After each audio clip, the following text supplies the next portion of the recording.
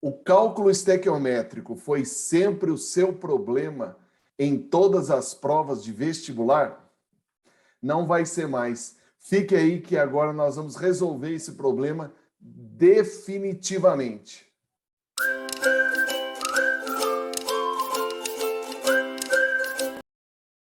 Olá, eu sou o William Gigo e nós estamos no nosso canal Química com Gigo e hoje nós vamos resolver o seu problema do bendito do cálculo esquisitométrico.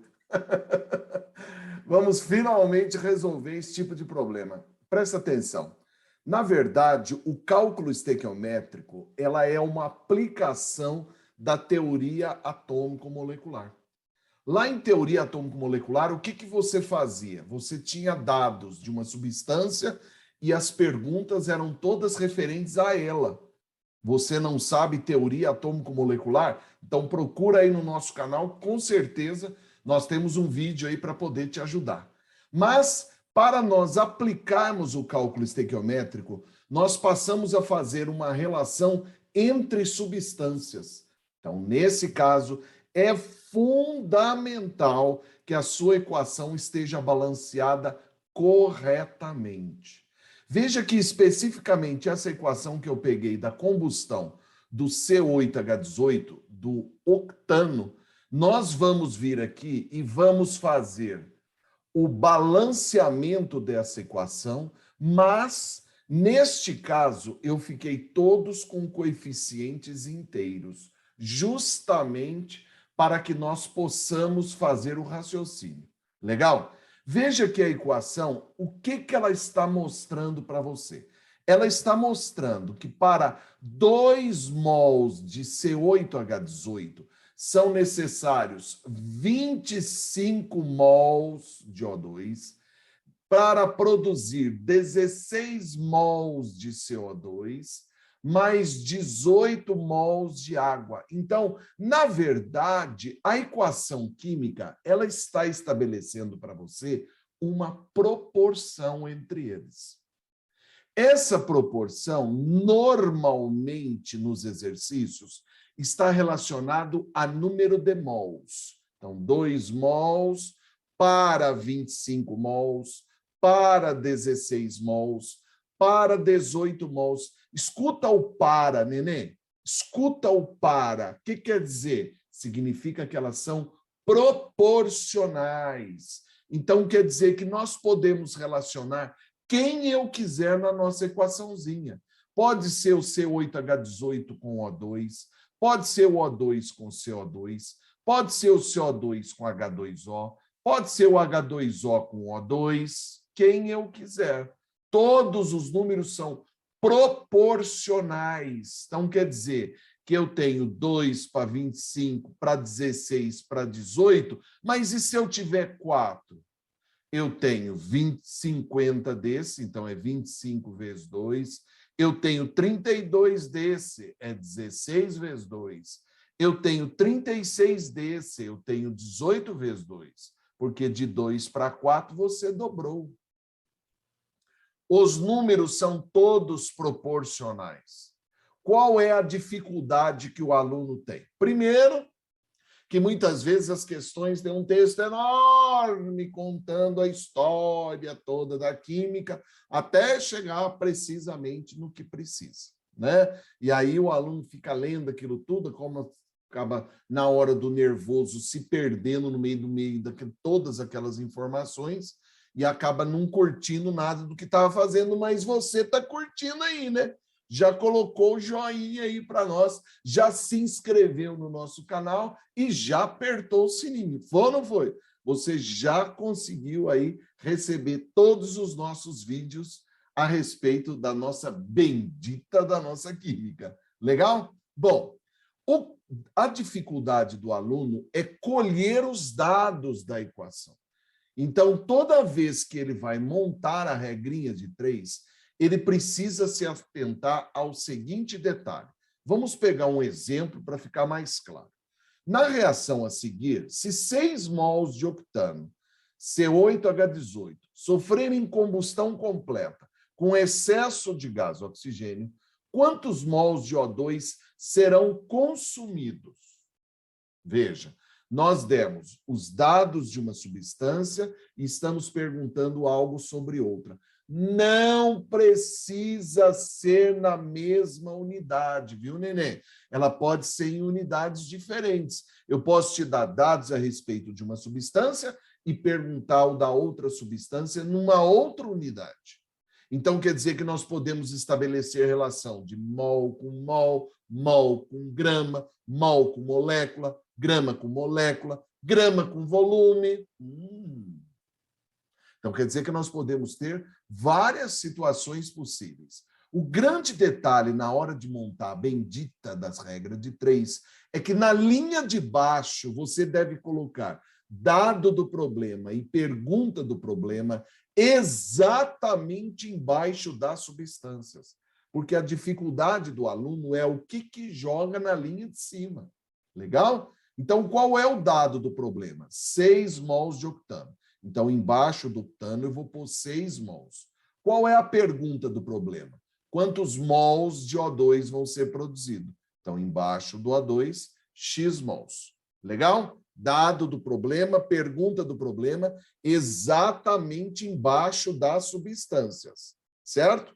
Agora, o que você vai fazer? Você vai repetir a unidade na linha de cima. Mol, mol. Legal? E agora você vai tirar os dados da equação química. Então, quer dizer que a sua equaçãozinha, Nenê, você só joga na primeira linha. Não tem dados do problema na segunda linha.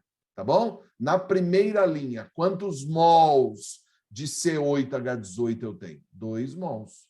Quantos mols de O2 eu tenho? 25. Olha lá. Ficou unidade embaixo de unidade? Ficou. Esquece as unidades. Vamos trabalhar só com o número. Então, agora é só resolver a regrinha de 3, multiplicando o cruzado. X vezes 2, 6 vezes 25. A gente vai achar uma resposta de 75 mols. Legal? Muito simples. Então, a grande dificuldade do aluno não é resolver o cálculo estequiométrico, é saber colher os dados e montar a bendita da regrinha de 3. Legal? Não precisam as grandezas de uma coluna estarem na mesma unidade da outra. Não precisa. Elas podem ter sido fornecidos os dados de uma e ele perguntar na outra, em outra unidade. Dá um exemplo, vou te dar um exemplo. Ó. A mesma equação, eu mudei a pergunta. Ele fala, na reação a seguir, se 6 mols de octano, C8H18, sofrem combustão completa, com excesso de gás oxigênio, quantos gramas de CO2 serão produzidos? Tá vendo? Então, os dados estão em mols, a pergunta está em gramas. Tem problema? Não tem problema. O grande detalhe é que na mesma coluna, elas têm que ficar na mesma unidade. Qual é o dado do problema? 6 mols de octano. Então, embaixo do octano, na segunda linha, eu vou pôr 6 mols. Qual é a pergunta do problema? Quantos gramas de CO2? Então, embaixo do CO2, na segunda linha, eu vou pôr X gramas. Repete a unidade na linha de cima. Mol, grama. Tá vendo? Ficou mol, mol, grama, grama. Não tem problema. Tá? Não tem problema. Se na mesma coluna ficar na mesma unidade, não tem problema. Certo? Quantos mols eu tenho de C8H18? 2 mols. Então, tá lá, ó. Quantos mols eu tenho de gás carbônico? 16, mas ele não quer mol, ele quer grama. Então, eu preciso lembrar de calcular a massa molar do CO2. O carbono pesa 12, o oxigênio pesa 16, então é 2 vezes 16. Isso aqui vai dar 44, certo? Então, isso é para 1 mol. Mas quantos mols eu tenho? 16. Então, é 16 vezes 44. Porque são 16 mols de CO2. Linha de cima é sempre dado do problema. Não, linha de cima é o que está na equação química. Dados e perguntas é sempre na linha de baixo. Tá bom? Não tem como errar. Agora ficou unidade em cima, unidade embaixo? Ficou. Esquece as unidades, trabalha só com o número. Então, você vai fazer 6 vezes 16 vezes 44, 2 vezes x, isola o x e vai achar um x de 2.112 gramas. Certo? Beleza? Se você lembrar de colocar unidade embaixo de unidade, não tem como errar o cálculo esquisitométrico. Beleza? Mas vamos fazer um problema de vestibular, ó. Vamos fazer uma questão aí fudidona, vamos fazer uma questão da Unicamp. Olha ali o que ele fala. O Brasil é líder mundial na produção do etanol, que substitui grande parte da gasolina. Um dos fatores a considerar nessa substituição é a geração de CO2 no processo global de produção e uso. Olha lá, o CO2, causador de efeito estufa. Não esquece. O impacto na etapa final do uso pode ser avaliado por um cálculo simplificado. Por exemplo, um carro médio consome 1.000 gramas de etanol, combustível, ou 700 gramas de gasolina comercial para percorrer 10 quilômetros. Nessas condições, a queima de 700 gramas de gasolina comercial leva à formação de 1.962 gramas de gás carbônico. Então, ele já me deu um dado. Ele já disse para você que queimando 700 gramas de gasolina vai produzir 1.962 gramas de gás carbônico. Já vamos grifar. Aí ele continua. Assim, nas condições apresentadas, a diferença em massa, de dióxido de carbono emitido na combustão, quando se substitui gasolina comercial por etanol, combustível é de aproximadamente. Então, vamos ver se eu entendi.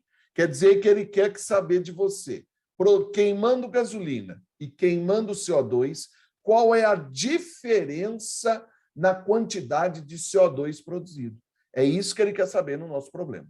Beleza? Muito bem. Então, nós vamos vir aqui, ele me deu um dado, olha que beleza. Para 1.000 gramas de etanol, combustível, ele tem 940 gramas de etanol. É a mesma coisa de te dar a pureza. Legal? Ele tem 94% de pureza. Mas, em vez dele te pedir a pureza, ele já te deu no problema. Olha que bonzinho, quando morrer vai para o céu. E ainda tem 60 gramas de água, não vou usar para nada.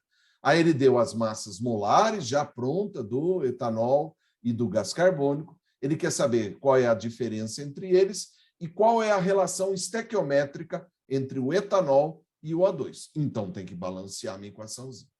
Tranquilos? Muito bem. Então, a primeira coisa que nós vamos fazer é a equação de combustão do etanol. Então, etanol mais O2 produz CO2 mais A. Eu tenho 2 carbonos, então vai produzir 2 CO2. Eu tenho 6 hidrogênios, eu vou produzir aqui, só tem 2, multiplico por 3. Fiquei com 2 vezes 2, 4, mais 3, 7 oxigênios, já tem 1, faltam 6, aqui tem 2, então multiplico por 3. Tem dificuldade em balanceamento de reações? Tem uma aula aí para você, para te lembrar como é que faz o balanceamento, tá bom? Mas tem muita dificuldade em química? Aí não. Aí tem um curso completo para você. Basta você acessar o site quimicacongigo.com, que eu tenho certeza que você vai aprender bendita da química para prestar qualquer vestibular, inclusive o bendito do Enem. Legal? Então, vamos lá. Vamos ver quanto de gás carbônico ele vai produzir quando ele queima lá, vamos voltar lá atrás, quando ele queima uma quantidade de 940 gramas de etanol.